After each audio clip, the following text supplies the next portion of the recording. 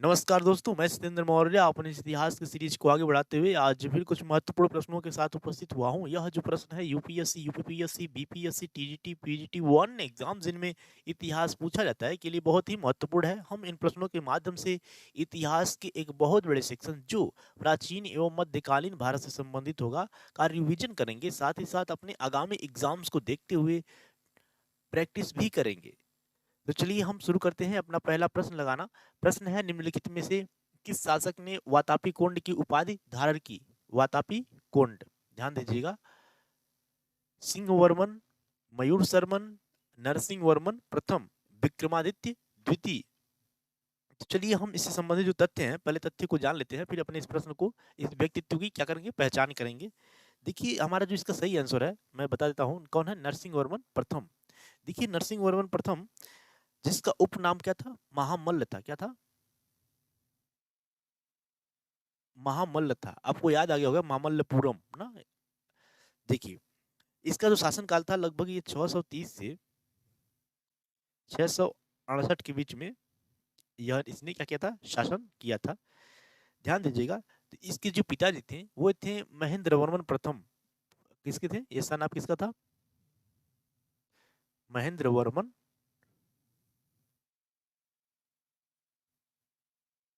वर्मन प्रथम।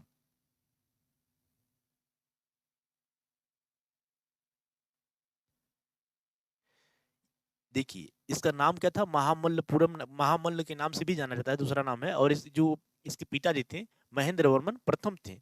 मैं बता दूं यह पल्लव शासक है। कौन शासक है? पल्लव। दक्षिण में था ना पल्लव डायनेस्टी।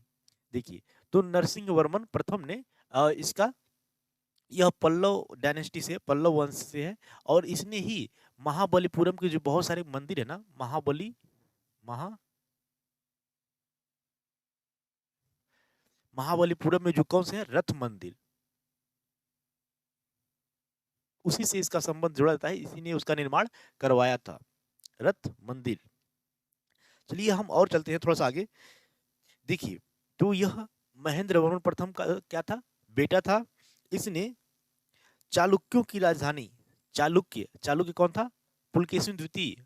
ध्यान दीजिएगा, पुलकेशिन द्वितीय। चालुक्यों की राजधानी यानी कि पुलकेशिन द्वितीय को हराकर इसने,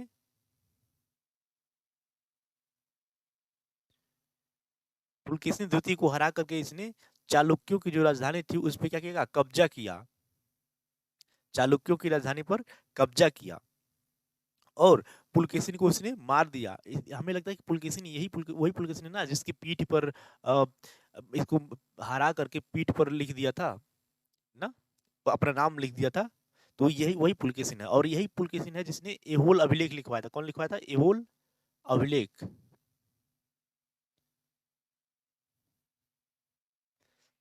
जिसमें हर्ष, जो शासक था ना, हर्षवर्धन, उसको इसने क्या किया था? पराजित किया था। उसको इसने पराजित किया था, जिसमें इसकी प्रशस्ति है एहोल अभिलेख में पुलकेशिन द्वितीय।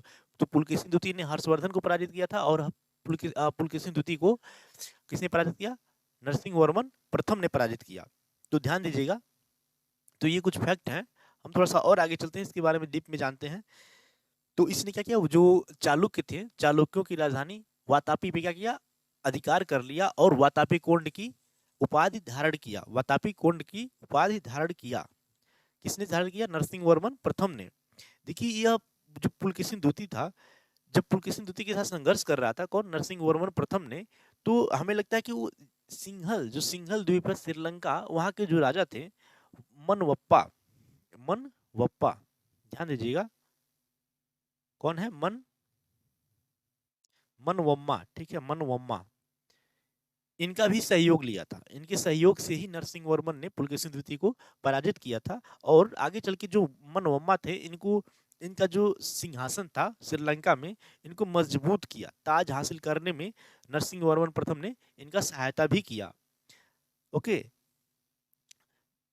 ठीक है। और माना जाता है कि जो नरसिंह वर्मन द्वितीय है, सॉरी नरसिंह वर्मन प्रथम है, उसी के शासन काल में किसने, सॉरी, हर्षवर्धन ने दक्षिण में अभियान भी किया था इन्हीं के शासनकाल में, जिसमें चोल चेर पांड्य को पराजित किया था पर परंतु इसका अभी बहुत मजबूत साक्ष्य नहीं है। ठीक है, अब देखिए यह जो नरसिंह वर्मन प्रथम था, इसने यह एक कला प्रेमी भी था। क्या था? कला प्रेमी था। हमने अभी ऊपर बताया ना कि इसने महाबलीपुरम में बहुत सारे रथ मंदिरों का निर्माण करवाया था। कला प्रेमी भी था, जिसकी झलक हमें वहां पे दिखती है। कहाँ पे? महाबलीपुरम में। ठीक है, और इसने तिरुचिनापोली और पुट्टुदुकोई में भी इसने बहुत सारे स्थानों में गुफा मंदिरों का निर्माण करवाया। गुफा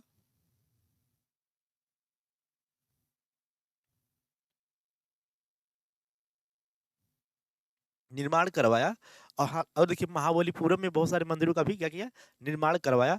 देखिए जो महाबलीपुरम है, इसकी जो मूल नाम है इसका, जो महाबलीपुरम का मूल स्थान है वो क्या था? महामल्लपुरा नाम था। महामल्लपुरा नाम था।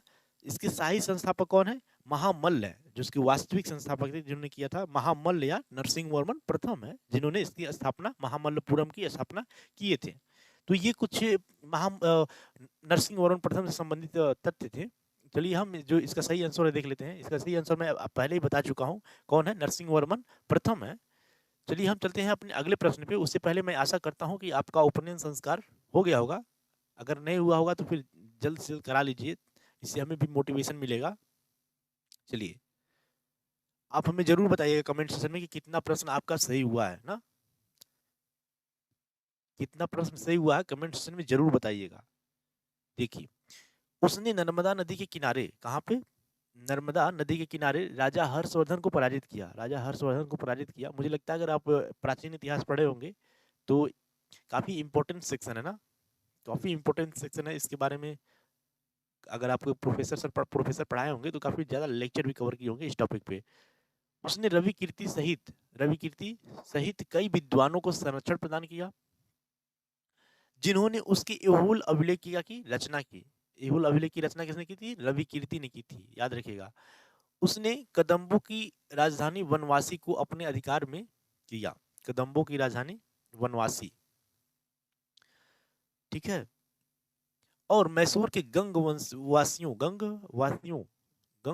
को अपना प्रभुत्व स्वीकार करने पर विवश किया। उपर्युक्त परिच्छेद में निम्नलिखित में से किस शासक का वर्णन किया जा रहा है? चंद्रगुप्त द्वितीय, खारवेल, पुलकेशिन द्वितीय, कीर्तिवर्मन द्वितीय। आप देखते ही जब यहाँ पे पहले लाइन पढ़े होंगे ना, तभी जान गए होंगे कि पुलकेशिन द्वितीय के बारे में ही बात किया जा रहा है। किसके बारे में? पुलकेशिन द्वितीय के बारे में ही बात किया जा रहा है। चलिए हम पुलकेशिन द्वितीय से संबंधित कुछ फैक्ट को जान लेते हैं। देखिए, जो पुलकेशिन द्वितीय है यह चालुक्य वंश का है ना। किस वंश का है? चालुक्य वंश का बहुत ही महानतम शासक है। चालुक्य वंश का है, जिसकी राजधानी कहाँ थी? वातापी थी। और वातापी पे ही कब्जा करके नरसिंह वर्मन प्रथम ने वातापी कोंड की उपाधि धारण किया था। इसको पुलकेशिन द्वितीय को ही हरा के, अभी मैंने ऊपर वाले क्वेश्चन में इसका जिक्र किया है, तो वो सारे फैक्ट भी इससे जुड़ जाएंगे।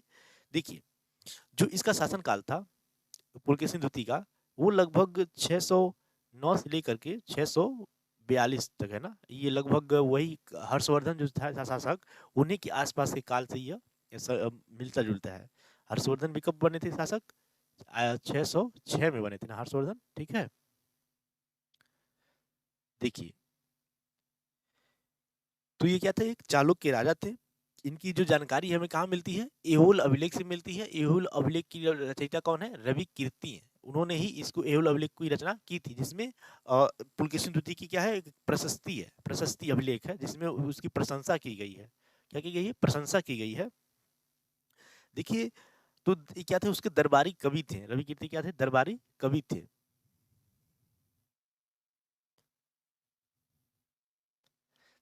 देखिए,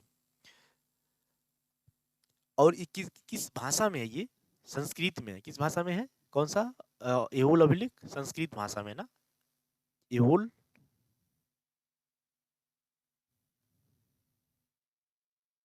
संस्कृत भाषा में, ये याद रखना है, संस्कृत भाषा में है, लैंग्वेज। चलिए हम और इसके आगे तथ्यों को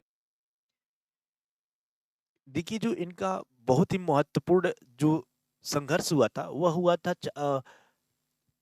पल्लव डायनेस्टी के, पल्लव वंश के नरसिंह वर्मन प्रथम से इनका क्या हुआ था? बहुत ही भिड़ंत हुआ था, जिसमें हमें लगता है दो दो युद्ध इन्होंने लड़ा था। पहले युद्ध में तो उन्होंने जो पल्लव डायनेस्टी के राजधानी तक भी ये क्या कर गए थे, पहुंच गए थे, परंतु दूसरे वाले में पुलकेशिन द्वितीय पराजित हुआ और इसका जो राजधानी था वातापी पर नरसिंह वर्मन प्रथम ने इस पे कब्जा कर लिया। देखिए इसका जिक्र मैंने ऊपर अभी किया हूँ। और कुछ चीज जो हर्षवर्धन से संबंधित हम जान लेते हैं। हर्षवर्धन जो है यह पुष्यभूति वंश के थे। हर्षवर्धन किस वंश के थे? पुष्यभूति वंश के।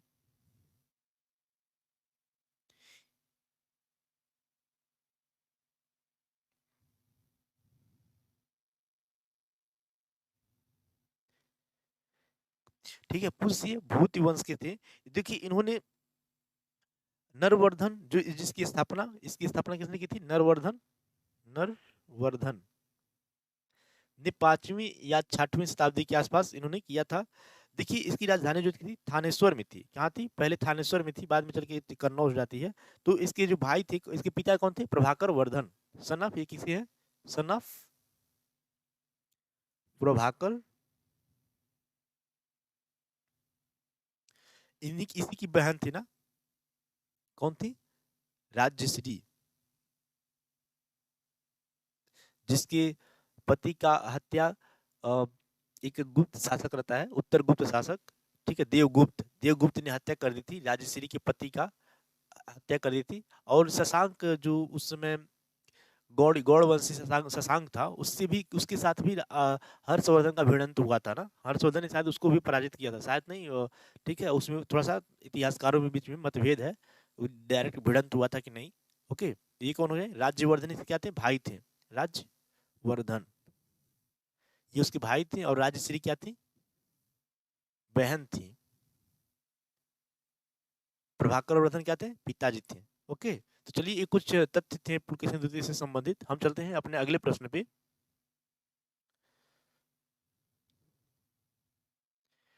देखिए भारत में सूफी संतों की चिश्ती परंपरा, सूफी संतों की चिश्ती परंपरा के संदर्भ में निम्नलिखित कथनों पर विचार कीजिए। आत्म संयम का उपदेश देने के बावजूद चिश्ती संप्रदाय राजनीतिक सत्ता से अलग नहीं रहा। राजनीतिक सत्ता से अलग नहीं रहा। औकाफ, औकाफ धर्मार्थ न्यास थे, जिन्हें सुल्तानों ने धर्मशालाओं के लिए दान के रूप में स्थापित किया था। ओके, सुल्तानों ने स्थापित किया था धर्मशालाओं के रूप में। चिश्तियों ने धन और सामान दोनों रूपों में दान स्वीकार किया। दान स्वीकार किया। तो ये 3 तथ्य कथन है, और कथनों के आधार पर हमें आपको चुनना है। तो चलिए इससे संबंधित पहले तथ्यों को देख लेते हैं। देखिए जो चिश्ती संप्रदाय है भारत में, चिश्ती संप्रदाय इसकी स्थापना किए थे ख्वाजा, भारत में नहीं ना, इसकी स्थापना कहाँ हुई थी? भारत से बाहर हुई थी। कहाँ पे? ख्वाजा अबू अब्दाल, ख्वाजा अबू अब्दाल ने की थी। ठीक है, चिश्ती सिलसिला,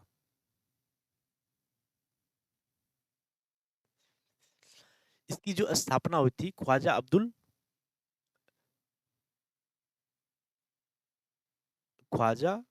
अबू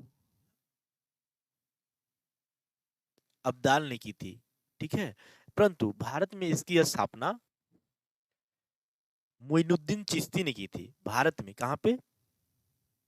भारत में इसकी स्थापना कब हुई थी? मोइनुद्दीन चिश्ती,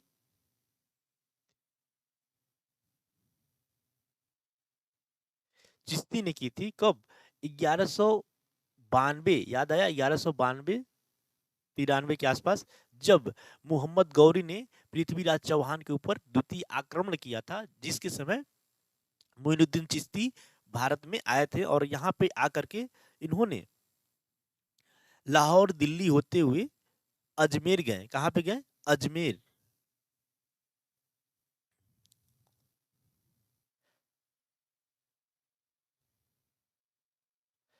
अजमेर गए और वहीं पे अपना खानकाह, क्या बनाए? खानकाह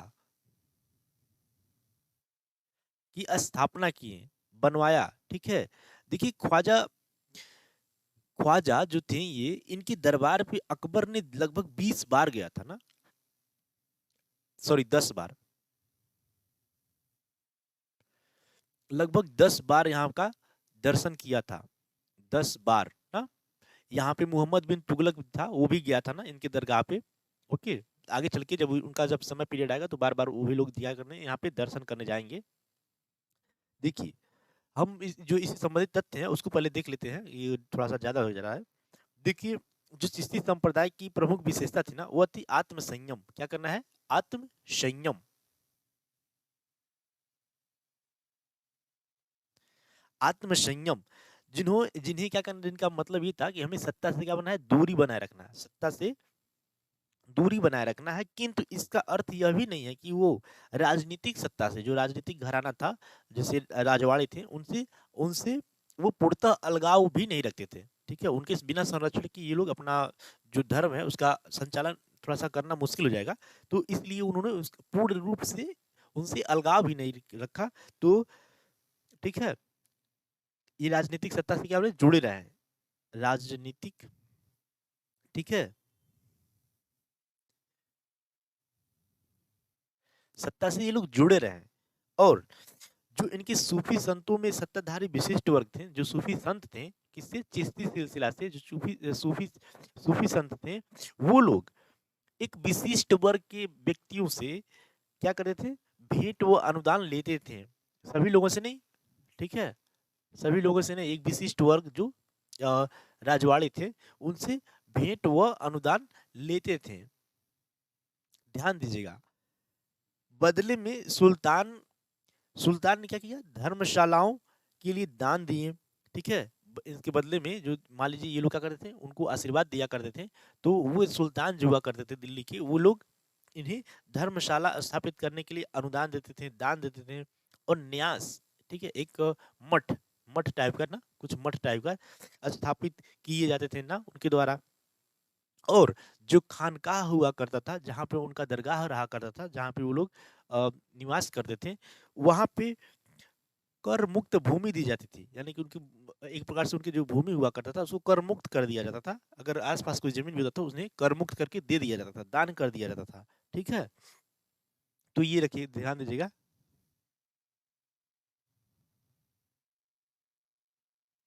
कर मुक्त भूमि। अब देखिए, जो चिश्ती सिलसिला के लोग थे, यानी चिश्ती सिलसिला के क्या थे? सूफी थे। उन्होंने धन और सामान के रूप में धन स्वीकार किया, धन और सामान के रूप में धन तो क्या किया? स्वीकार किया। परंतु जो ये धन प्राप्त करते थे, वो सारे के सारे धन अपने खानकाह पे, कहाँ पे? खानकाह पे, वहां पे रोजमर्रा की आवश्यकताओं की पूर्ति के लिए ये सारे के सारे धन क्या करते थे? खर्च कर देते थे, जिसमें भोजन, कपड़ा, क्या चीज? भोजन, कपड़ा, और वहाँ की आसपास की जो व्यवस्था थी, आवास की व्यवस्था और अनुष्ठान, जैसे समा, रात को जैसे लोग गाने आपस में क्या करते थे? गायन करते थे ना, गाना गाते थे, थोड़ा सा एक बार से भजन कीर्तन करते थे ना, उस टाइप का कुछ। ठीक है, कव्वाली गाते हैं ना वो लोग। ठीक है, तो महफिल जैसे जैसी आवश्यकताओं की पूर्ति के लिए ये सारे के सारे अनुदान जो प्राप्त करते थे, भेंट प्राप्त करते थे, सब के सब क्या करते थे? खर्च कर देते थे। ठीक है, तो ये कुछ रहा जुड़ा हुआ, जिसके बारे में मैंने आपसे डिस्कस किया है। देखिए, इसी जो चिश्ती सिलसिला है, मैं एक चीज और बताना चाहूंगा। जो चिश्ती सिलसिला थे, इसी की एक सूफी थे, जिनका नाम क्या है? कुतुबुद्दीन बख्तियार काकी। कौन है कुतुबुद्दीन?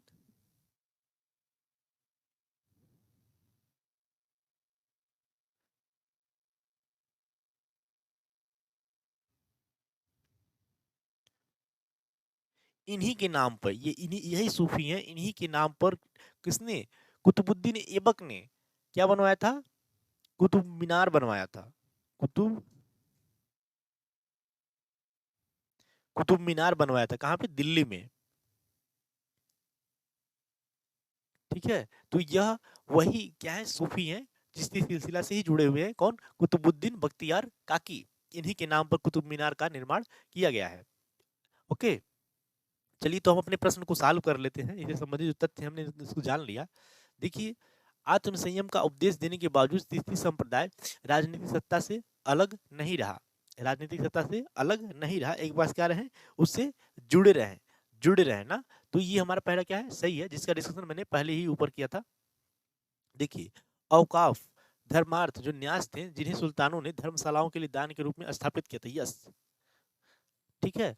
जो सुल्तान थे वो लोग उन्हें कर मुक्त भूमि दिया करते थे, उनकी जो खानकाह था उसके और उसकी स्थापना किया करते थे, वो लोग धर्मशालाएं स्थापित किया करते थे सुल्तान। ठीक है, तो ये दूसरा वाला क्या है, सही है। तीसरा, चिश्तियों ने धन और सामान दोनों के रूप में दान स्वीकार किया। यस, दोनों के रूप में स्वीकार किया ना। तो इस प्रकार हम देखते हैं हमारा जो सही ऑप्शन हो जाएगा क्या हो जाएगा, ऑप्शन बी। ऑप्शन बी क्या हो जाएगा, सही हो जाएगा। तो चलिए हम चलते हैं अपने अगले प्रश्न पे।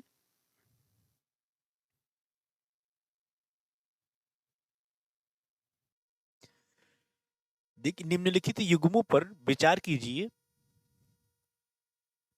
नाट्य शैली, राज्य, नाट्य शैली दिया हुआ है एक तरफ संबंधित राज्य दिया हुआ है, उसमें से हमें बताना है सही सुमेलित कौन है।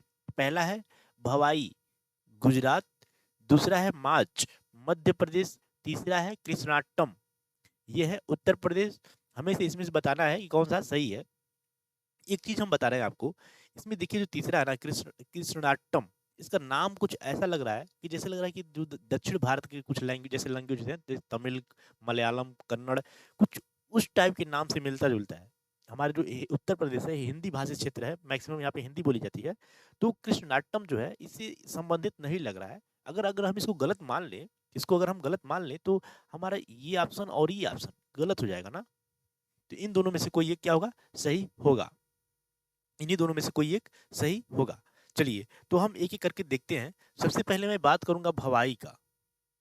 भवाई, ध्यान दीजिएगा, जो भवाई है यह, इसकी ऐतिहासिकता लगभग 700 ईस्वी, मतलब 700 साल पहले तक जाती है ना, 700 साल वर्ष ना, वर्ष पहले तक जाती है। देखिए, यह क्या है, लोक नाट्य शैली है।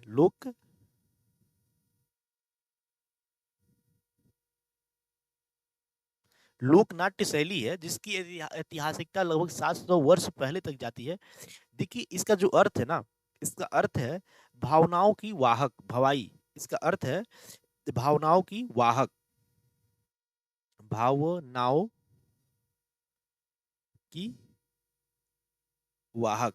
तो इस नाट्य शैली के माध्यम से जो कलाकार होता है वो अपने भावनाओं को प्रदर्शित करता है, अपनी भावनाओं को प्रदर्शित करता है। जो अपनी भावना होती है उसका वाहक, ठीक है ना, उसको अपने कला कला के माध्यम से प्रदर्शित करता है। इसीलिए इसे भावनाओं की वाहक भी कहा जाता है। इसका अर्थ है ना भावनाओं की वाहक। देखिए, जो ये शैली है डांस की, जो ये नाट्य कला की शैली है भवाई, इसका जो क्षेत्र है लगभग कहाँ पे है, कच्छ, गुजरात में ना, कच्छ और जो काठियावाड़ वाला क्षेत्र है, जिला है, वहां पे यह काफी ज्यादा प्रचलित है। ओके, काठियावाड़ यानी कच्छ और काठियावाड़ क्षेत्र में काफी ज्यादा यह प्रचलित है। देखिए जो भवाई है, इस भवाई में बहुत सारे जो वादन यंत्र होते हैं, यानी कि जो बजाने वाले यंत्र होते हैं, उनमें है भूंगल, तबला, भूंगल, तबला, ढोलक, बांसुरी, ठीक है, पखावज, जो जंजीर हाथ में लेके बजाते हैं, पखावज, रबाब, सारंगी, मंजीरा, बहुत सारे ऐसे वाद्य यंत्र भी क्या कहते हैं, बजाए जाते हैं, प्रदर्शित किए जाते हैं उसमें। देखिए, इसमें जो भवाई है, भवाई में भक्ति और रोमान का अद्भुत मेल दिखता है, यानी भगवान के साथ भक्ति और रोमान, उनका जो भक्त हैं उनके उनमें झूमे रहते हैं, ठीक है, रोमान। तो ये इसका काफी ज्यादा मेल दिखता है, ठीक है। तो आप समझ पा रहे होंगे मैं क्या बोलना चाहता हूँ। तो और देखिए, अब मैं बात कर, ये रहा भवाई, ठीक है, इसके बीच जो भवाई के बारे में हो गया, ये क्या है, लोक नाट्य कला शैली है। अब हम बात करते हैं माच। तो हमारा पहला क्या है, सही है। दूसरा है माच।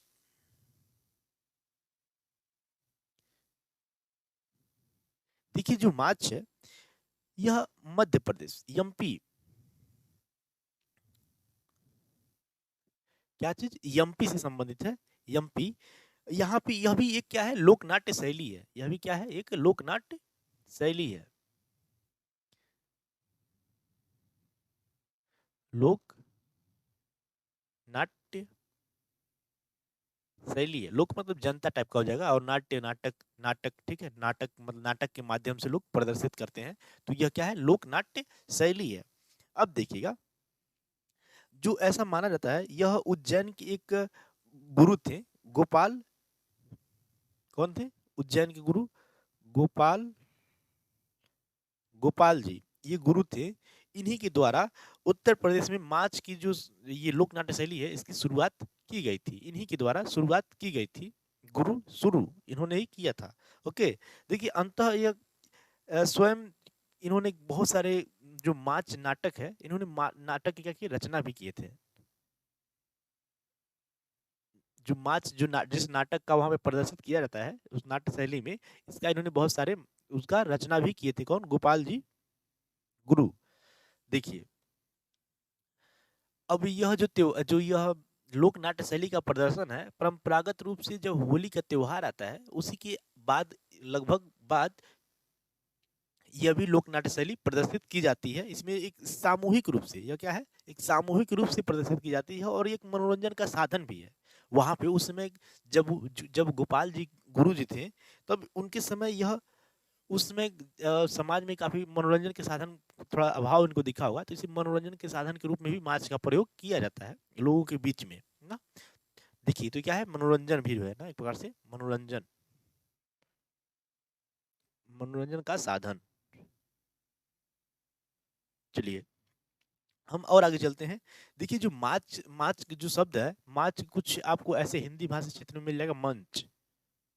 मंच जहाँ पे कलाकार अपनी कला की प्रस्तुति करते हैं, उस मंच को ही, मंच से ही बना है, इसका नाम है माच। ओके, जहाँ पे कलाकार अपनी स्वयं की जो कला है उसको प्रदर्शित करते हैं, तो इसका नाम और भी बढ़ गया स्वयं माच, स्वयं मंच, सॉरी स्वयं मंच। अब देखिए यह एक संगीतमय भी है, लोक नाट्य कला तो है ही, लेकिन इसमें संगीत भी गायन किया जाता है, संगीतमय भी है, संगीतमयी, यानी कि संगीत का भी प्रदर्शन इसमें किया जाता है। जो कलाकार होते हैं संगीत का गायन भी करते हैं, उसी के माध्यम से अपनी भावनाओं को प्रदर्शित करते हैं। देखिए इसमें बहुत सारे पौराणिक, क्या चीज, पौराणिक कथाएं होती हैं, उन कथाओं का भी इसमें प्रदर्शन किया जाता है। पौराणिक कथाएं हो गई, धार्मिक कथाएं हो गई, धार्मिक कथाएं, ऐतिहासिक कथाएं,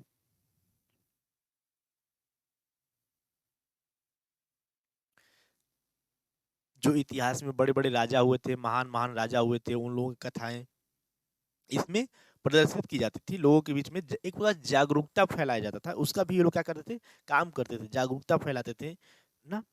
और जो ये कलाकार होते थे वो मैक्सिमम क्या होते थे, पुरुष ही होते थे, क्या होते थे, पुरुष कलाकार ही होते थे, जो जो महिलाओं का भी रोल किया करते थे। यही लोग क्या करते थे, महिलाओं का भी रोल निभा करते किया करते थे ना, महिलाओं महिलाओं का रोल भी ये लोग किया करते थे, यानी महिला का वेश भी ये लोग धारण किया करते थे। देखिए इसमें बहुत सारे कृषक वर्ग भी क्या करते थे, शामिल होते थे, और ये लोग अपने अपने इसके माध्यम से, जो ये नाट्य शैली के माध्यम से अपनी शक्ति का प्रदर्शन करते थे, वैभव दिखाते थे, अन्याय, ठीक है, अन्याय होता था उसका, उसके विरुद्ध में ये लोग जागरूकता फैलाते थे, हिंसा और सामाजिक मुद्दों पर क्या करते थे, चर्चा करते थे। इसी के माध्यम से, लोक नाट्य शैली के माध्यम से चर्चा किया करते थे। एक प्रकार से सीधी सीधी बोले तो हम लोग, वो लोग समाज में जागरूकता भी फैलाते थे। ओके, अब देखिए माच, माच को बोल भी कहा जाता है ना, माच इसका अर्थ भी बोल भी लगाया जाता है, ठीक है। अब देखिए हम और आगे चलते हैं। जो हमारा अगला है, अगला क्या था, कृष्णाटम। कृष्णाटम, ध्यान दीजिएगा कि जो कृष्णाटम है ये किससे संबंधित है, केरल से संबंधित है। क्या है, कृष्णाटम, कृष्ण, कृष्ण भगवान है ना, कृष्णाटम। देखिए इसकी जो शुरुआत हुई थी, कब हुई थी, 17वीं सदी में। केरल के एक कौन थे, एक महाराजा थे, मनवेदा। केरल में एक राजा थे मनवेदा, इन्हीं के शासनकाल में यह जो शैली है, नाट्य नाट्य शैली है, प्रदर्शित, सॉरी, समाज में आया था। ओके, अस्तित्व में आया था कृष्णाटम। अब देखिए हम कृष्णाटक के बारे में बात करें तो कृष्णाटम 8 नाटकों का क्या है, वृत्त है। 8 नाटकों का क्या है, यह एक वृत्त है।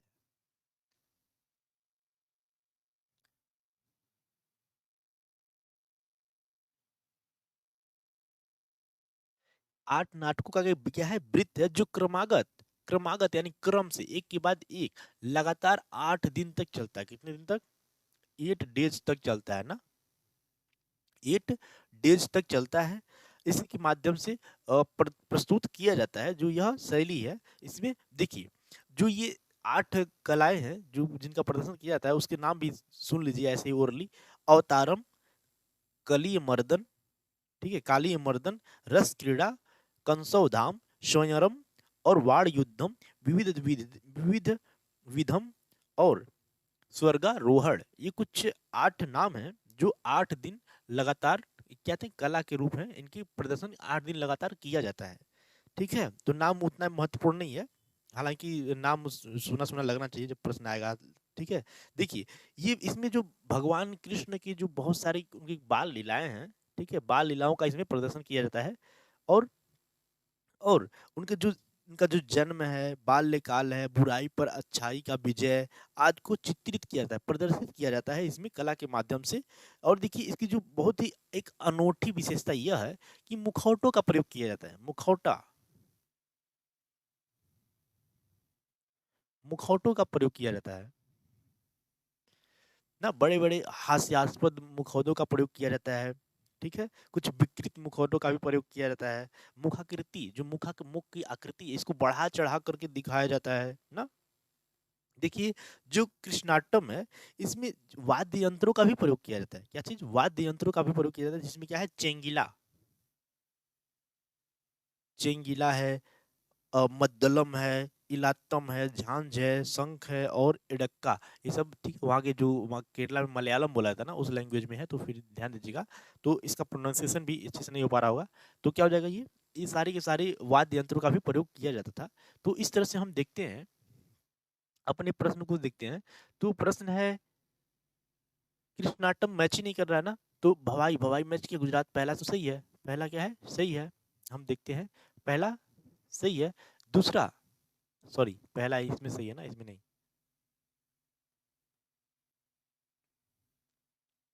दूसरा भी क्या है, मध्य प्रदेश, दूसरा भी क्या है, सही है। तो एक और दो दोनों क्या है, सही है। तो हमारा ऑप्शन बी क्या हो जाएगा, सही जवाब हो जाएगा। ऑप्शन बी सही जवाब हो जाएगा। ऑप्शन बी सही हो जाएगा। चलिए हम चलते हैं अपने अगले प्रश्न पे।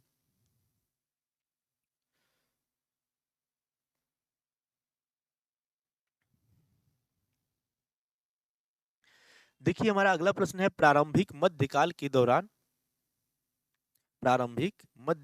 दौरान भारत की आर्थिक परिस्थितियों के संदर्भ में निम्नलिखित कथनों पर विचार कीजिए। इस काल के दौरान दक्षिण पूर्व एशिया, कहाँ पे, दक्षिण पूर्व एशिया, सिंगापुर, मलेशिया, इंडोनेशिया वाला जो क्षेत्र है ना, वहां पे चीन के साथ व्यापार में गिरावट आई। चीन के साथ व्यापार में गिरावट आई। सोने और चांदी के सिक्कों के प्रचलन में वृद्धि हुई। सोने और चांदी के सिक्कों के प्रचलन में वृद्धि हुई। इस काल के दौरान नगरों का लगातार पतन हुआ। नगरों का लगातार पतन हुआ। उपर्युक्त कथनों में से कौन सा से कथन सही है? केवल एक और तीन, केवल एक, केवल तीन, एक, दो और तीन, तीनों। तो हमें चलिए इससे जो संबंधित तथ्य है, पहले तथ्यों को देखते हैं, फिर अपने प्रश्न को चालू करेंगे। देखिए जो सबसे पहले इसमें नाम आया है, प्रारंभिक मध्यकाल। आपको जो इतिहास में कालानुक्रम है, एक के बाद एक जो इतिहास के बहुत बड़े जो चैप्टर्स हैं, एक के बाद एक कौन से चैप्टर आते हैं, कालानुक्रम, काल विभाजन। एक प्रकार से आपको सबसे पहले इतिहास समझने के लिए यह क्रिस्टल क्लियर होना चाहिए कि सबसे पहले क्या आएगा, क्या क्या पहले पूरा पाषाण काल आएगा ना। हालांकि सब इतिहास की शुरुआत कब से होती है, जब मानव इस पृथ्वी पे आए। पृथ्वी की उत्पत्ति से ही इतिहास की शुरुआत हो जाती है, परंतु मुख्य रूप से जब मानव की उत्पत्ति हुई इस पृथ्वी पे, वहां से इतिहास की शुरुआत होती है। ओके, तो वहां से इतिहास की शुरुआत होती है, और वहां से जब इतिहास का शुरुआत हुआ, तो फिर हमें जो इतिहास पता है मानव का, वह इतिहास कहाँ शुरू होता है, पाषाण काल से शुरू होता है। हालांकि उससे पहले भी था, परंतु उसके बारे में ज्यादा पुरातात्विक साक्ष्यों के कोई लिखित साक्ष्य तो नहीं मिलते हैं। पुरातात्विक जो साक्ष्य मिलते हैं उनके अनुसार पे जो उनकी मानव का स्ट्रक्चर रहा होगा, उनके जो खान पान और लगाने का भी उसके उस पर अध्ययन किया जा रहा है। परंतु जो जहाँ से इतिहास शुरू होता है वो है पूरा पाषाण काल। पूरा पाषाण काल को भी 3 भागों में बांटा जाता है, निम्न पूरा पाषाण काल, मध्य पूरा पाषाण काल और उच्च पूरा पाषाण काल। इसके बाद आता है, ये पहला हो गया पूरा पाषाण काल। पूरा पाषाण काल, सॉरी पहले पाषाण काल है, इस पाषाण काल में पूरा पाषाण काल हो जाएगा। एक पहले पाषाण काल, पूरा पाषाण काल, फिर मध्य पाषाण काल, फिर उच्च पूरा पाषाण काल। तो ये पाषाण काल के ये 3 हो गए। अभी पाषाण काल में ही एक और आता है, ये इसका पहला भाग ये हो गया। दूसरा पाषाण काल हो गया, फिर मध्य पाषाण काल, मध्य पाषाण काल। उसके बाद आ जाएगा नव पाषाण काल। ध्यान दीजिएगा, ये कालानुक्रम इतिहास के हर एक स्टूडेंट को अगर अच्छा इतिहास समझना है तो कालानुक्रम आना चाहिए, एक के बाद एक क्रोनोलॉजी इस तरह से बैठाकर हमें पूरा पूरा का पूरा मतलब सन सन नहीं याद करना है, एग्जैक्ट कोई जरूरी नहीं है सन, परंतु एक के बाद एक क्रोनोलॉजी तो याद होना चाहिए, आना ही चाहिए। तो देखिए नौ पाषाण काल हो गया। अब याद कीजिएगा, जब ये हो गया पूरा पाषाण काल, ठीक है, पूरा पाषाण काल, मध्य पाषाण काल, नौ पाषाण काल। पूरा पाषाण काल में 3 भाग है, पूरा पाषाण काल, सॉरी निम्न पूरा पाषाण काल, यहीं पे आ जाएगा ना, निम्न पूरा पाषाण काल। ये जो पूरा पाषाण काल है इसके 3 भाग होंगे, क्या होंगे, एक निम्न होगा, एक मध्य होगा, और एक उच्च होगा। ध्यान दीजिएगा, ठीक है, एक उच्च होगा। अब इसका विभाजन हुआ सही। देखिए अब इसकी बात क्या आ जाएगा, इसकी बात आ जाएगा Indus Valley Civilisation, Indus Valley Civilisation आ जाएगा। मैं आपको आज क्रोनोलॉजी इसमें समझा देता हूँ ना। इंडस वैली सिविलाइजेशन आ जाएगा, और विश्व की प्राचीनतम सभ्यताएं जो नव पाषाण काल है और इंडस वैली सिविलाइजेशन है, इसके बीच के जो संक्रमण काल है, इसी संक्रमण काल में और क्या होगी, बहुत सारी विश्व की प्राचीनतम सभ्यताएं हैं, जैसे मेसोपोटामिया की सभ्यता, बेबीलोनिया की सभ्यता, और भी जितनी सभ्यताओं का नाम सुन जानते होंगे आप, उन सभी सभ्यताओं को यहाँ इसके आसपास रख सकते हैं ना, यहीं पे इसी काल काल के बीच में आएंगी। और ये काल कब चल रहा है, ये लगभग नौ पाषाण काल खत्म होता है कब, 3000 बीसी के आसपास, ठीक है। और यहाँ पे आ जाएगा 1500 बीसी। अब यहाँ क्या आ जाएगा, ऋग वैदिक काल आ जाएगा।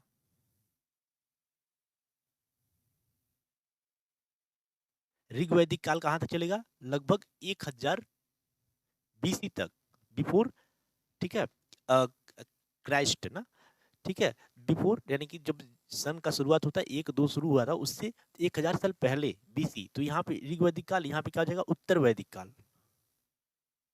देखिए यहाँ से यहाँ तक पूरा ऋग वैदिक काल है, अभी यहाँ से लेके कहाँ तक जाएगा, 600 बीसी तक, क्या हो जाएगा, उत्तर वैदिक काल।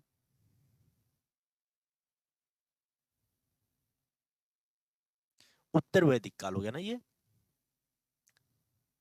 देखिए तो ये उत्तर वैदिक काल हो गया, ये पूरा यहाँ तक। अब इसके बाद ये जो काल है ना, ये महाजनपद काल यहाँ हो जाएगा, महाजनपद काल। ये भारत के संदर्भ में काल विभाजन है ना। तो महाजनपद काल, और इसी समय जो धर्म युद्ध चलेगा ना, इसमें जो कर्मकांड जो था, ब्राह्मण का ब्राह्मणवादी कर्मकांड था, यज्ञ था, यज्ञ अनुष्ठान था, बलि वली वगैरह जो जानवरों का बलि दिया जाता था, कर्मकांड बहुत ज्यादा बढ़ गया था। तो उन्हीं के विरुद्ध में एक धर्म युद्ध चलेगा, उसी में जैन धर्म और बौद्ध धर्म का क्या होगा, उदय होगा। जैन प्लस बौद्ध धर्म का क्या होगा, उदय होगा। और इसके बीच में जो उत्तर भारत है, उत्तर भारत के क्षेत्र में 16 महाजनपद क्या होंगे, उभर कर आएंगे। 16 महाजनपद आएंगे यहाँ पे ना, महाजनपद ऊपर लिखा ना, महाजनपद काल, तो उसी से आया है 16 महाजनपद, ठीक है। 16 महाजनपद आएंगे, जैन धर्म आएगा, बौद्ध धर्म आएगा, ओके। इनका फिर इसके बाद क्या आ जाएगा, फिर हर्यक वंश, सुनाग वंश, ठीक है, हर्यक वंश आएगा, फिर सुनाग वंश आएगा, फिर ऐसे करके नंद वंश आएगा, फिर मौर्य वंश आएगा, हर्यक वंश, ठीक है। तो हम इसमें नहीं जाएंगे। तो ये हो गया महाजनपद काल हो जाएगा, ठीक है। इसके बाद सूत्र काल आएगा, ठीक है, जिसमें क्या हो गया, बहुत सारे सूत्रों की रचना की जाती है, उपनिषद की रचना की जाती है, हम ये क्या, ठीक है। तो इस तरीके से एक क्रोनोलॉजी आना चाहिए। अब यहाँ पे आ जाएगा फिर हर्यक वंश, फिर सुनाग वंश,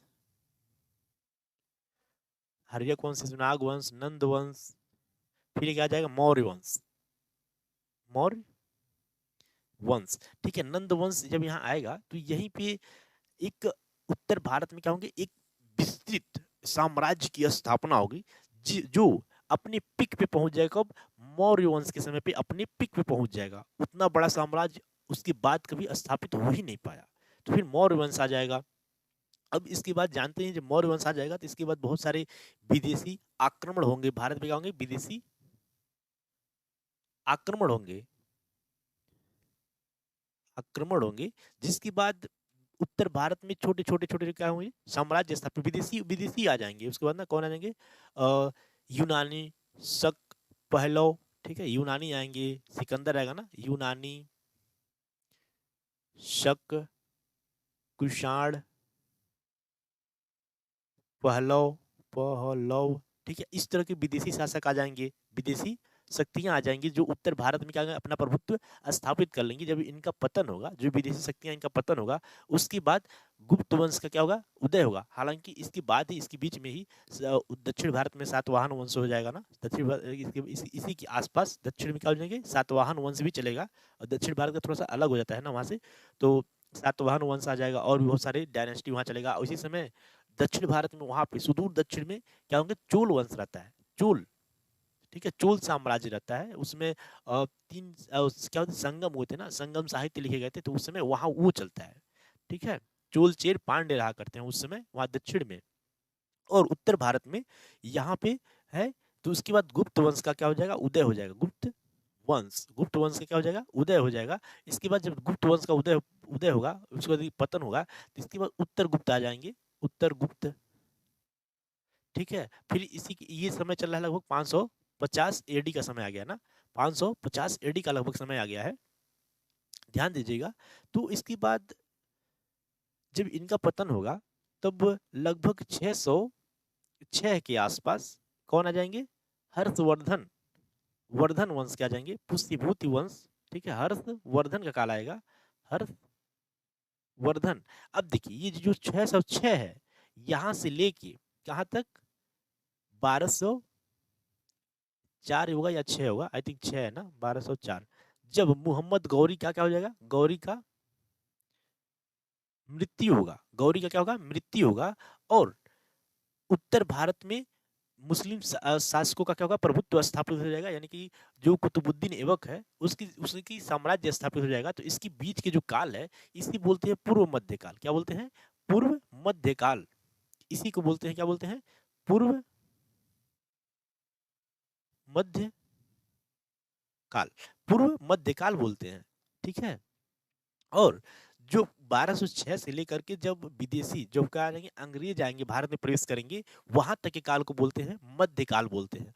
और अंग्रेज जब भारत में प्रवेश कर जाएंगे, उसके बाद से लेकर के भारत की आजादी तक, यानी उसके बाद तक, आजादी तक, आधुनिक भारत का इतिहास बोलते हैं, ठीक है। तो ये क्रोनोलॉजी आपको इतिहास में समझना बहुत ही जरूरी है ना। अगर ये नहीं समझ पाएंगे तो बहुत सारे क्वेश्चन जैसे कि क्रमानुसार लगाना होता है, वो करने में आपको बहुत कठिनाइयां महसूस होंगी। तो ध्यान दीजिएगा, हम इस पे एक अलग से लेक्चर ही बनाएंगे। जब इतिहास का, जब मैं पढ़ाना शुरू करूंगा, तो जब अपना इतिहास का शुरुआत होगा ना, तो वहां पे मैं कुछ लेक्चर पहले इतिहास को कैसे समझा जाता है इसके बारे में डालूंगा, तो जिसमें ये हमारा एक अलग से ही एक लेक्चर होगा, जिसमें क्रोनोलॉजी समझा जाएगा ना, इतिहास का जितनी भी क्रोनोलॉजी है कालानुक्रम में, उसको समझने का कोशिश किया जाएगा। चलिए ठीक है, हम आते हैं अपने प्रश्न पे। ये हमारा अलग से एक्स्ट्रा हो गया, ठीक है। देखिए, हम बात करते हैं इसके बारे में, जो अपना पूर्व प्रारंभिक मध्यकाल है, इसके बारे में। देखिए, जो इस समय जो उत्तर भारत था, उत्तर भारत में छोटे छोटे क्या थे, साम्राज्य थे। जैसे जो चार थे ना, जो जिसमें कौन कौन थे बताइए। अब चुलुक से जो जो सॉरी, जो कमंडल से उत्पन्न हुए थे, जो थे, जैसे चौहान हो गया, चौहान वंश हो गया, कौन हो गए, चौहान वंश, परमार वंश, ठीक है, परमार, चौहान, ऐसे छोटे छोटे डायनेस्टी के रूप में क्या हुआ था, पूरा उत्तर भारत बटा हुआ था, जो आपस में ही अपने ही छोटे से राज्य को अपना देश मानते थे, ठीक है, अपना देश मानते थे और आपस में ही लड़ते थे, आपस में ही लड़ते थे, ठीक है। तो इस समय जो उत्तर भारत में था, व्यापार वगैरह क्या हुआ, पतन की ओर चला गया था, पतन की ओर चला गया था उत्तर भारत में, ठीक है। और इसका जो पूर्व मध्यकाल नाम दिया गया है, यह लगभग जो उसमें के आर्थिक, सामाजिक और धार्मिक पहलू थे, इन्हीं के अध्ययन के उद्देश्य से इसको पूर्व मध्यकाल के नाम से जाना जाता है, जिसमें उत्तर भारत में ये पतन की तरफ थे। परंतु इसी समय कहाँ पे, दक्षिण में, आपको याद होगा, ठीक है, दक्षिण में एक चोल साम्राज्य की स्थापना हुई थी, जिसमें राज राज प्रथम, राज राज प्रथम, राजेंद्र प्रथम, ये चोल शासक हैं। चोल चेर पांड्य, दक्षिण में इस चोल चेर पांड्य नामक साम्राज्य की स्थापना हुई थी, जिसमें चोल शासक राज प्रथम और राजेंद्र प्रथम ने बहुत ही वीरता पूर्वक अपने साम्राज्य की स्थापना को, अपने उसको बहुत ही आगे बढ़ाया। इन्होंने जो राज प्रथम है और राजेंद्र प्रथम है, इनमें से राज प्रथम जो था, श्रीलंका के लगभग आधे क्षेत्र पर कब्जा कर लिया था, परंतु और भी बहुत सारे मंदिर वगैरह का निर्माण किए, ठीक है, अपनी नेवी को मजबूत किए ना। तो उसके उसका जो राजे बेटा था राजेंद्र प्रथम, इसने जो दक्षिण पूर्व एशिया के जितने भी देश है ना, जैसे इंडोनेशिया हो गया, थाईलैंड हो गया, म्यांमार का कुछ भाग हो गया, बांग्लादेश और ये सब, मतलब ये जो बे ऑफ बंगाल है, बंगाल की खाड़ी है, उसके अगल बगल के जितने भी क्षेत्र है ना, सब पे क्या कर लिया था, कब्जा कर लिया था। अब इस तरह से जो बंगाल की खाड़ी है, उसी को चोल सागर भी नाम दिया गया। क्या किया गया, चोल सागर के नाम से जाना जाने लगा। चोल सागर, चोल सागर के नाम से भी जाना जाने लगा, किसको, बे ऑफ बंगाल, बंगाल की खाड़ी को, ध्यान दीजिएगा ना, तो उसको चोल सागर के रूप में भी जाना जाने लगा। अब देखिए, तो इस तरह से जब एकीकृत साम्राज्य स्थापित हुआ, तो चीन के साथ अब वहां पे मलक्का, मलक्का है ना, क्या है मलक्का का, वो जो दो स्थल भागों को, जल संधियों को जोड़ता है, ठीक है, उसे क्या बोलते हैं, पाक जल संधि, सॉरी पाक जल संधि यहाँ पे है, तो मलक्का जल संधि, क्या है, मलक्का जल संधि।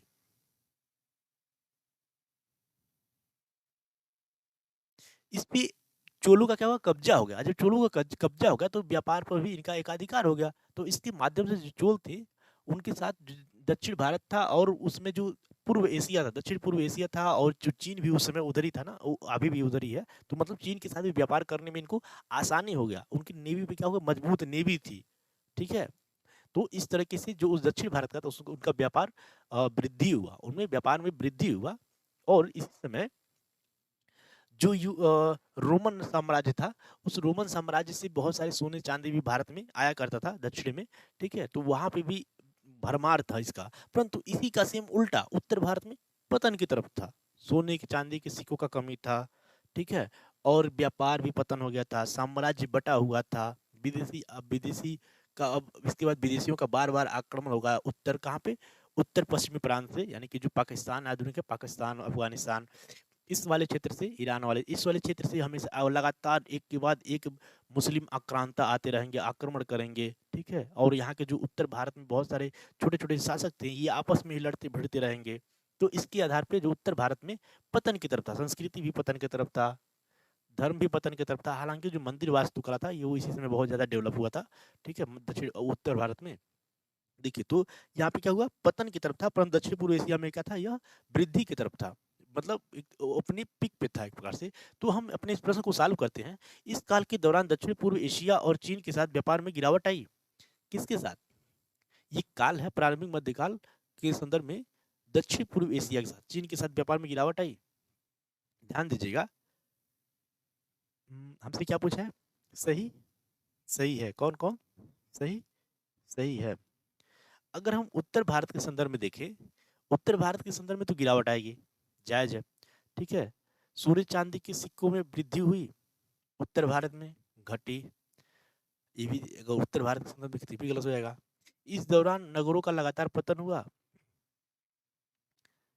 देखिए, इसमें हमें मैं इस प्रश्न को सॉल्व करने में थोड़ा सा कठिनाई ये हो रहा है कि हम ये उत्तर भारत के संदर्भ में करें कि दक्षिण भारत के संदर्भ में करें, कंफ्यूजन है। चलिए ठीक है, हम देखते हैं। तो ये लगातार पतन, अगर उत्तर भारत में ये तो हुआ ना, उत्तर भारत में ये पतन में हुआ, सोने चांदी सिक्कों में प्रचलन में वृद्धि हुई, नहीं वृद्धि नहीं हुई, कमी हुई, तो ये उत्तर भारत के संदर्भ में सही है। इस काल के दौरान दक्षिण पूर्व एशिया और चीन के साथ व्यापार में गिरावट हुई,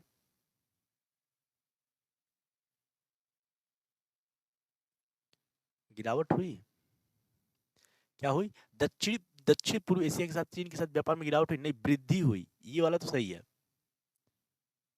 ये वाला क्या है, सही है, लेकिन दक्षिण पूर्व एशिया के साथ में है। चलिए देखिए, हमने कहीं इसमें बताया नहीं कि दक्षिण, हमें दक्षिण भारत के संदर्भ में ही बात करना है, तो हम देख लेते हैं उत्तर भारत के संदर्भ में ना। उत्तर भारत के संदर्भ में देखते हैं, बात करते हैं। तो उत्तर भारत में क्या हुआ, लगातार पतन की तरफ था, ये सही है। सोने और चांदी के सिक्कों में प्रचलन में वृद्धि हुई, नहीं गलत है। वृद्धि नहीं हुई, कमी हुई ना भारत, कहाँ पे, उत्तर भारत में। ये सब के सब उत्तर भारत के संदर्भ में बात हो रहा है ना। इस काल के दौरान दक्षिण पूर्व एशिया के साथ और चीन के साथ व्यापार में गिरावट आई।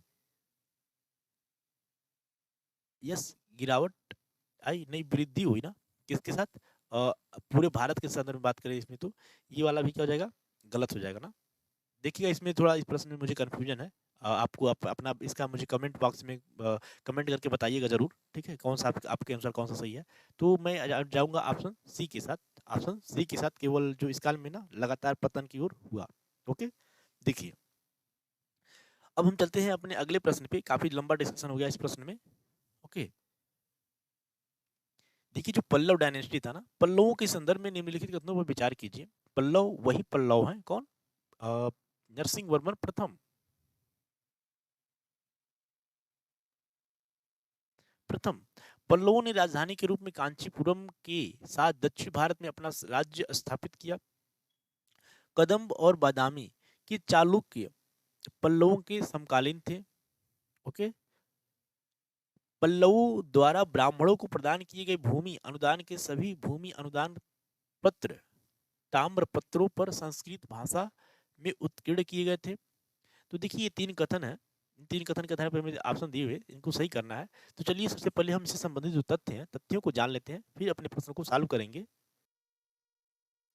देखिए जो भारत का जो प्रायद्वीप है ना, दक्षिण का, इस वाले क्षेत्र में, यहाँ पे क्या हो गया, गुजरात हो गया। तो यहाँ पे नर्मदा और ताप्ती नदी है, यहाँ पे क्या है, विंध्य की पहाड़ियां हैं। तो इस पहाड़ी के दक्षिण में जो ये पूरा क्षेत्र है ना, ये पूरा क्षेत्र, इसी को क्या बोलते हैं, दक्षिण भारत या प्रायद्वीपीय भारत भी बोला जाता है। प्रायद्वीप जो तीन तरफ से समुद्र से घिरा हो, जल सागर से क्या हो, घिरा हुआ, उसे क्या बोलते हैं, प्रायद्वीप बोलते हैं। हम उस उधर नहीं जाएंगे, ठीक है। देखिए तो मैं बताना बस चाहता था, ये इसे बोलते हैं ना। देखिए अब हम बात करते हैं जो पल्लव डायनेस्टी का स्थापना हुआ था, उसके बारे में, इतिहास के बारे में बात करना है। देखिए जो पल्लव थे, ये इसी को जो मैंने चित्र बनाया था ना, इसको दक्कन का पठार भी बोलते हैं। तो उस दक्कन और जो दक्षिण वाला क्षेत्र था ना, उसी क्षेत्र में इक्ष्वाकु वंश थे। कौन थे? इक्ष्वाकु वंश थे। इक्ष्वाकु वंश, इन्हीं को अपदस्थ करके, इन्हीं को पराजित करके पल्लव वंश की स्थापना हुई थी। पल्लव वंश की स्थापना हुई थी। देखिए जो पल्लव थे, पल्लव इनके बारे में बात करें तो पल्लवों ने, पल्लवों का जो अर्थ होता है ना, पल्लव शब्द का, इसका अर्थ होता है लता। जो फूल होता है ना, उसकी जो लताएं निकलती, शाखाएं, लता। देखिए तमिल में इस शब्द का अर्थ होता है, तमिल में इसका क्या है, टोंडई। तमिल में इसे क्या बोला जाता है, टोंडई बोला जाता है। इसे तमिल में टोंडई। अभी हम अपने प्रश्न को, अभी जो उसके आंसर है उस पर भी हम आ जाएंगे। टोंडई भी कहा जाता है ना। इसका भी अर्थ क्या होता है, दोनों का लता होता है। दोनों का अर्थ क्या होता है, लता। देखिए संभवतः जो पल्लव थे एक स्थानीय जनजाति थे। ये क्या थे, जनजाति थे, जंगलों में रहा करते थे ना ये लोग। एक बात कहते हैं, एक जनजाति थे जिनका जिनका जो देश था उसे क्या बोलते हैं, लताओं का देश बोला जाता है। क्या बोला जाता है, लताओं का देश बोला जाता था। वहीं पे इन्होंने अपनी जो सत्ता है स्थापित की थी। लताओं का देश या टोंडई नाडु, टोंडाई नाडु, या फिर टोंडाई नाडु, टोंडाई नाडु ना, टोंडाई नाडु। देखिए और हम आगे चलते हैं। जो तमिल भाषा में पल्लव शब्द का अर्थ है, एक प्रकार से डाकू भी है। इसका अर्थ क्या है, डाकू भी है, तमिल तमिल भाषा में ना, डाकू किसमें है, तमिल में। तो ये हो गया जो पल्लव है उसका अर्थ था। देखिए जो पल्लवों का अधिकार था वो दक्षिणी आंध्र प्रदेश और कहाँ पे, तमिलनाडु में। आंध्र प्लस तमिलनाडु वाले क्षेत्र में इनका जो साम्राज्य स्थापित हुआ था, वहीं पे क्या हुआ था, विस्तृत था। इनकी जो राजधानी थी कहाँ पे थी, कांची में थी। राजधानी कहाँ पे थी, कांची, कांची या कांचीपुरम में इन्होंने अपनी राजधानी स्थापित किया। और इन्होंने जो थे पल्लवों और इनकी जो समकालीन शासक थे कदम्ब, कदम्बों को क्या किया, पराजित किया। कदम्बों को क्या किया था इन्होंने, पराजित किया था कदम्ब।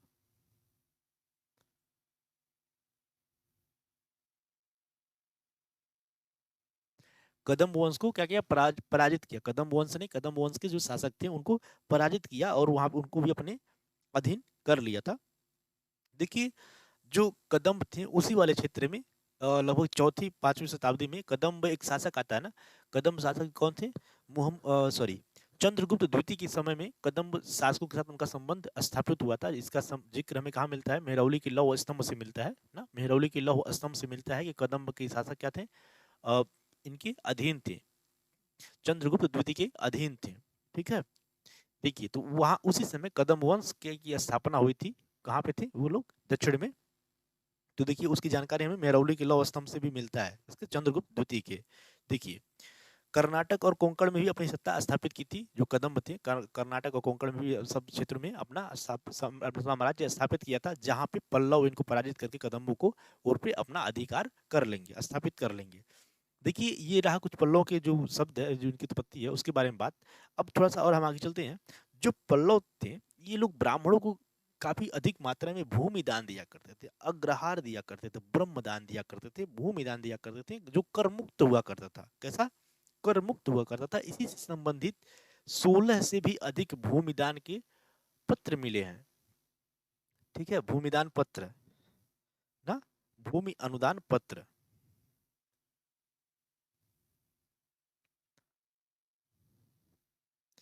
भूमि अनुदान पत्र मिले हैं। उनमें से बहुत कुछ अधिक पुराने लगते हैं, मतलब इससे भी पुराने कुछ कुछ लगते हैं, परंतु कुछ ऐसे भी क्या है, पत्थरों पर लिखित हैं। किस पे, पत्थर शिलाओं पर लिखित हैं, पत्थर पर लिखित हैं। और जो कुछ हैं वो अधिकांश संस्कृत भाषा में ताम्र पत्रों पर उत्कीर्ण है। किस पे, ताम्र पत्रों पर उत्कीर्ण है। ध्यान दीजिएगा, तो ताम्र पत्रों पर उत्कीर्ण है बहुत सारे कुछ। तो हम और आगे चलते हैं। इसमें जो पल्लव थे, कदम्ब थे, बादामी के चालुक्य थे, और भी उनके बहुत सारे समकालीन शासक थे। वे लोग वैदिक यज्ञों में क्या कहते हैं, प्रबल समर्थक थे और अश्वमेध यज्ञ या वह वाजपेयी यज्ञ भी किया करते थे। तो ये कुछ रहा उससे संबंधित तथ्य। चलिए हम अपने इस प्रश्न को सॉल्व करते हैं। देखिए इसका जो सही जवाब होगा ना, वो होगा पल्लवों ने राजधानी के रूप में कांचीपुरम के साथ दक्षिण भारत में अपनी स्वराज्य स्थापित की थी। ये क्या हो जाएगा, सही हो जाएगा। दूसरा, कदम्ब और बादामी के चालुक्य पल्लवों के समकालीन थे, पल्लवों के समकालीन थे। यस समकालीन थे, तभी तो इनको पराजित करके इनकी इन पर अधिकार किए ना। ये क्या हो जाएगा, सही हो जाएगा। पल्लवों द्वारा ब्राह्मणों को प्रदान किए गए भूमि अनुदान के सभी भूमि अनुदान, किसमें, सभी भूमि अनुदान ताम्र पत्रों पर संस्कृत भाषा में उत्कीर्ण थे, किए गए थे। देखिए ताम्र पत्रों पर भी तो उत्कीर्ण किए गए थे, संस्कृत भाषा में उत्कीर्ण किए थे, तो ये तो सही है। परंतु कुछ इनके जो अनुदान पत्र है वो किसपे, प्रस्तर, प्रस्तर या पत्थर पर भी मिला है। ओके, तो इस तरह से हम इस सभी अगर यहाँ पे नहीं होता, कुछ होता तो वही क्या हो जाता, हमारा सही हो जाता। ये गलत हो जाएगा ना। तो इस तरह से हम देखते हैं हमारा सही जवाब क्या है, हमें क्या वो करना है, सही जवाब देखना है ना। तो हमारा सही जवाब क्या हो जाएगा, ऑप्शन सी। ऑप्शन सी क्या हो जाएगा, सही जवाब हो जाएगा। हम चलिए, तो इस तरह से हमारा इसके बारे में डिस्कशन समाप्त हुआ। अब हम, हमारा काफी वीडियो इसमें लंबा हो गया ना, हम फिर मिलेंगे आपके साथ नेक्स्ट वीडियो में। आप एंजॉय करते रहिए। चलिए एक ओवरव्यू हम देख लेते हैं ना कि हमने क्या क्या आज सीखा, क्या क्या आज सीखा। देखिए तो इसमें हमने पल्लव वंश के बारे में जाना, पल्लव वंश की उसकी उत्पत्ति कैसे हुई थी उसका, ठीक है, उसका शब्द क्या होता है, अर्थ क्या होता है, लता, टोंडई, जनजाति, ठीक है, टोंडाई नाडु। ओके, ओके, इसके समकालीन जो शासक थे कदम, बादामी, चालुक्यों के बारे में कुछ जाना। और देखिए इस सबसे ज्यादा अच्छा मुझे इसमें ये लगा जो प्रारंभिक मध्यकाल के जो टॉपिक पे मैंने शुरू किया, जो कालानुक्रम, एक इतिहास का पूरा कालानुक्रम मैंने समझाया यहाँ पे। ठीक है, काफी अच्छा लगा हुआ, आपको भी एंजॉय किए होंगे। तो इसको कालानुक्रम को हमने इसमें सीखा है। और दक्षिण पूर्व एशिया के साथ जो व्यापारिक संबंध था, जो चोल जो डायनेस्टी की स्थापना हुई थी कहाँ पे, दक्षिण में, उसके साथ कैसे संबंध था उसको भी मैंने जिक्र किया है। और जो केरला में क्या था, केरला वाले क्षेत्र में कृष्णाटम क्या था, एक नाट्य शैली था, वहाँ पे इसकी 8 दिन तक ये लगातार चलता था, जहाँ पे मुखौटों का प्रयोग किया जाता था। इसके बारे में मैंने जाना, हमने मतलब जाना है। मार्च के बारे में जाना जो मध्य प्रदेश में काफ़ी लोकप्रिय लोक नाट्य शैली है। और भवाई के बारे में जाना, ये कहाँ पे है? गुजरात में लोक नाट्य शैली है ना, कच्छ और काठियावाड़ क्षेत्र में बहुत ज़्यादा फेमस है। इसके बारे में हमने जाना। देखिए, और बात करें हम किसकी, जो चिश्ती परंपरा के बारे में जाना। चिश्ती परंपरा के ही एक शासक है, कौन है? वो शासक कुतुबुद्दीन बख्तियार काकी। चिश्ती परंपरा से ही अकबर भी जुड़ा रहा ना। अकबर ही जो इसमें जो मुइनुद्दीन चिश्ती है, इनका दरगाह है, खानका है, कहाँ पे? अजमेर में। अजमेर भी, वहाँ पे 10 बार अकबर गया था ना। इन्हीं की खानका पे मोहम्मद बिन तुगलक भी गया था एक बार ना। ओके, तो चिश्ती सिलसिला के बारे में हमने काफी डीप में जाना। और बात करें हम पुलकेशिन द्वितीय के बारे में जाना, एवोल अभिलेख के बारे में जाना, हर्षवर्धन के बारे में जाना। इसकी इसकी प्रभाकर वर्धन इसके क्या थे? पापा थे। राज्यवर्धन भाई थे, राजश्री बहन थी। ठीक है, और इनके एक दामाद भी थे ना, मौखरी वंश से, शायद ईशान वर्मा नाम था ना उनका। कौन थे? ईशान वर्मा, शायद उनका नाम मैं भूल रहा हूँ। ओके, तो राजश्री इन्हीं इन्हीं को बचाने के लिए ये कहाँ गए थे? यहाँ से निकले थे, और इन्हीं की जो सत्ता दिलाने के लिए जो कन्नौज था, ठीक है। परंतु जो कन्नौज का फिर आगे चल के जो हर्षवर्धन है, अपना साम्राज्य अपना राजधानी कन्नौज को बना लेगा, और इनके सहयोग करने लगेगा राजश्री का ना। देखिए, और हम थोड़ा सा आगे चलते हैं। तो हमने वातापी कोंड की उपाधि धारण की थी ना, नरसिंह प्रथम, किसको? पुलकेशिन द्वितीय को पराजित कर करके। ठीक है, पुलकेशिन द्वितीय ही ये होल अभिलेख लिखा था, जिसके रचयिता कौन थे? रवि कीर्ति थे। रवि कीर्ति थे। ठीक है, मनोवप्पा क्या थे? ये आई थिंक केरला के क्या थे? ये शासक थे। ठीक है, तो इस तरीके से हमने इतिहास के एक बहुत बड़े सेक्शन को क्या किया? पढ़ा है, रिवीजन किया है। हम फिर मिलेंगे आपके साथ इसी तरह के इंफॉर्मेटिव वीडियो में, नेक्स्ट वीडियो में। आप पढ़ते रहिए, मस्त रहिए, और आप मुझे जरूर बताइएगा कि कमेंट सेक्शन में आपका कितना प्रश्न सही हुआ है ना। और मुझे भी मोटिवेट करने के लिए आप कुछ शब्दों का जरूर प्रयोग कीजिएगा। फिर मिलेंगे हम नेक्स्ट वीडियो में, तब तक के लिए बाय।